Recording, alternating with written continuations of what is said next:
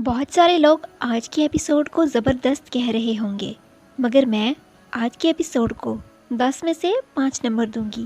وجہ یہ ہے کہ علاء الدین جیسے ماہر حکیم نے پیلاویوس کو مردہ قرار دے دیا۔ انڈین موویز کی طرح فاطمہ خاتون پیلاویوس کے پاس آ کر چند ایموشنل ڈائلاگ بولتی ہے، جس کے بعد سے ایک دم سے پیلاویوس کی سانس میں سانس آتی ہے اور پیلاویوس زندہ ہو جاتا ہے۔ اب یا تو یہ علاء الدین جیسے ماہر حکیم کی نااہلی تھی کہ وہ صحیح سے پتہ نہیں لگا سکا، یا پھر پیلاویوس مر کر دوبارہ سے زندہ ہو گیا۔ اور ہان بے کے 2 اہم سپاہی بالابان اور دمرول کا اس طرح خاتمہ دکھایا گیا۔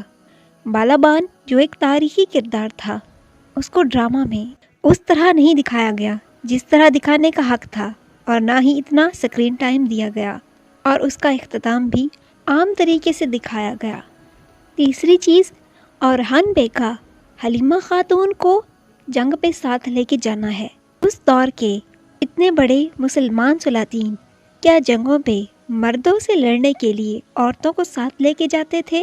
جبکہ حقیقت میں عثمانی سلاطین کی خواتین، ان کی بہنیں بیٹیاں باپردہ اور باحجا تھیں۔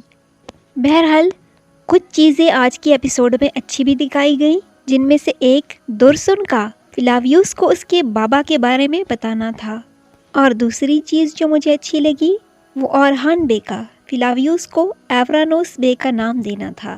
پیلاویوس جیسے اسٹرانگ کریکٹر کو ایک اہم مضبوط تاریخی کردار ایورانوس بے کا رول ہی سوٹ کرتا تھا۔